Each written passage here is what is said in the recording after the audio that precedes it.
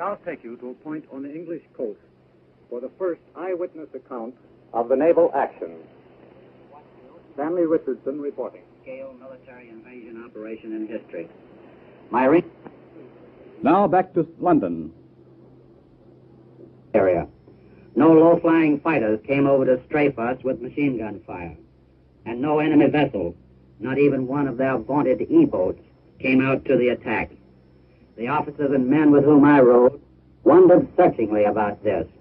They had been keyed up with some real German opposition, both from the air and the sea. Their trigger fingers were itching for a scrap, and they were a very disappointed lot at not getting it.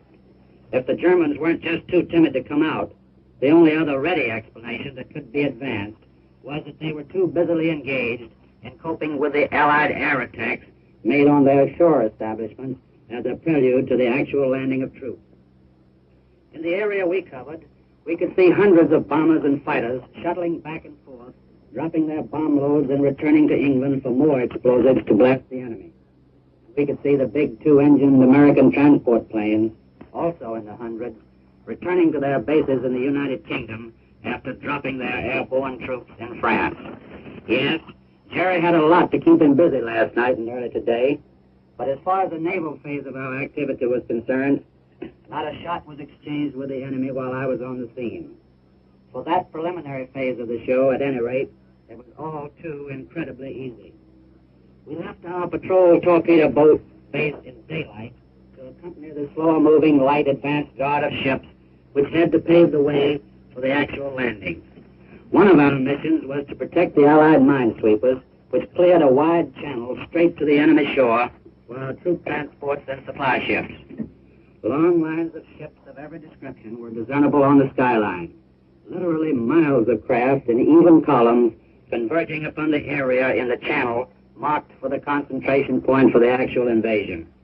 Huge transports, tank landing ships, smaller troop landing craft, tankers and supply vessels of every kind, plodded doggedly along under lowering skies and laboring over heavy seas.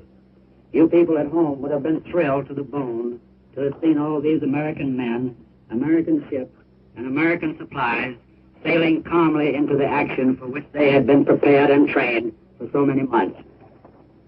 It was estimated that there were more than 4,000 ships of all kinds in the channel for this combined operation. By nightfall, we were nearing the French coast, and our watch tightened. But nothing happened. Even when a full, near moon, appearing fitfully from behind the clouds, gave our position away clearly to any enemy who may have been lying in wait for us.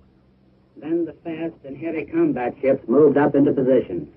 All aligned themselves in the bombardment area to loose a hail of high explosives to protect the troops moving into the beaches on their landing craft.